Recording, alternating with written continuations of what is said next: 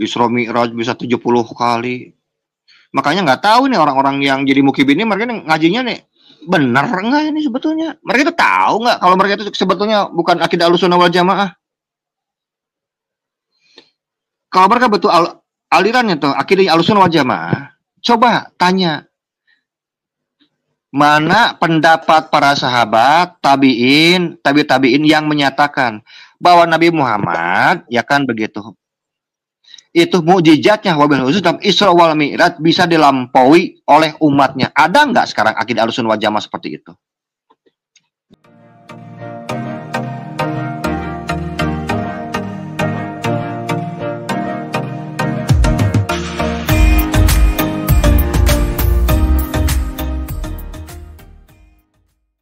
Baik. Kiai Alawi ini kan saya lihat sosok yang sangat tegas dalam memberikan sebuah pemaparan ya, ketika mengkaji di jalur hadis, di beberapa podcast, di beberapa video-video juga itu sangat tegas dibandingkan dengan ulama lain yang membahas polemik nasab. Baik, kita masuk ke karomah Pak Kiai. Ini yang menjadi landasan spiritualnya, ya kan? Benarkah karomah Habib adalah tanda spiritual atau justru alat pencitraan agar umat tunduk pada legitimasi politik? Mungkin seperti apa Pak Kiai? Ya, benar itu. Betul. Betul bohongnya gitu maksudnya.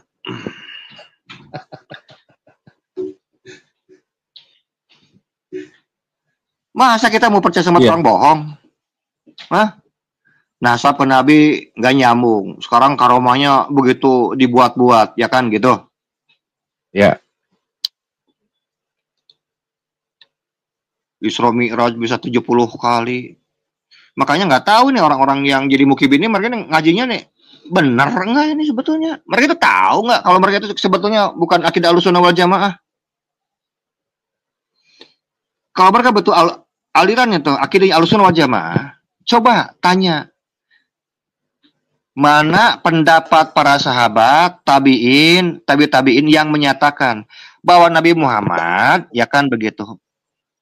Itu mukjizatnya wabil khusus dalam Isra wal Mi'raj bisa dilampaui oleh umatnya. Ada nggak sekarang akidah Ahlussunnah wal Jamaah seperti itu? Tanya aja. Mereka itu nggak mau kalah, Kang. Nabi Muhammad aja sama mereka dikalahin, ya. Sampai 70 kali betul. Nabi Muhammad pakai buruk, ya kan begitu. Buruk itu kan al-barki. Berarti kan halilintar, petir, intisari petir atau intisari halilintar, sakocepat kan gitu. Masa buruk ciptaan Allah bisa kalah sama keledai? Ini kan penghinaan sebetulnya sama makhluk Allah, sama-sama buruk. Tunggangannya dikalahin, Nabi kita dikalahin. 70 kali. Bolak-balik ketemu sama Allah. Terus kalau bolak-balik ketemu sama Allah itu apa sih, dapat apa sebetulnya? Lah kita aja sekarang 70 kali bolak-balik ke rumah guru dapat atau ilmu-ilmu waima, dapat hijib ya kan gitu. Dapat jimat, dapat selendang. Ini bolak-balik sama Allah dapat apa sih sebetulnya? Akang tahu nggak dapat apa? Ya kalau Allah apa namanya Nabi mau jelas ya dapat untuk umat ya 70 itu harusnya mungkin lebih gitu harus dapat ya gitu kan. Iya dia tuh dapat bohong lagi. Bohong we terus pokoknya mah. Enggak ada benernya itu. Dapat alpat mungkin bagai, dapat alpat mungkin. Oh, lebih ya tuh. Iya. Iya. Jadi nah Pak Kiai, ini sedikit ini Pak Kiai, maaf sambil meneruskan juga terkait dengan tema karomah ini Pak Kiai. Saya kemarin sempat audit digital forensik ya di sejumlah platform media sosial yang percakapan terkait tentang sebagaimana persepsi publik itu mempercayai tentang karomah. Nah ini mungkin Pak Kiai bisa mengomentari data dari saya Pak Kiai. Jadi distribusi persepsi publik, ini datanya saya tampilkan ya. Dari 2.000 posting yang percaya bahwa saya karomah nyata ya seperti tadi Fakih Mokodam 70 kali itu 34,6% dari yang mengomentari dari seluruh pegiat sosial media gitu kan. Kemudian yang kedua hormat tapi tradisi, dan mereka percaya itu bukan dalil, hanya menghormati sebagai tradisi, itu 21,8%. Kemudian menganggap itu khurafat, menolak karena tidak sesuai dengan syar'i, itu 30,4%. Yang ragu atau netral itu 13,2%. Jadi sehingga baik yang percaya terhadap itu betul-betul karomah, pakai mukodam 70 kali mi'raj, ya kan, kemudian yang menghormati saja itu sebuah tradisi, tapi mereka sadar itu bukan sebuah dalil, nggak jelas dalilnya, itu ya 56,4%, ya kan, 50% ke atas lah itu mereka percaya. Nah, bagaimana Pak Kiai menanggapi fenomena ini Pak Kiai yang ada di publik sekarang ini? Kalau saya mah biasa aja Kang, biasa begitu mah. Jangankan karomah, Nabi aja dulu kan gak ada percaya, apalagi cuman karomah. Betul. Karomah itu kan untuk, ini dalam pemahaman saya ya gini loh. Karomah itu kan bagian dari mujizat. Mujizat untuk para nabi, para rasul. Sekarang turunannya itu adalah karomah yang Allah berikan kepada sebagian para wali, kemudian para ulama-ulama sebagian, ada khos gitu.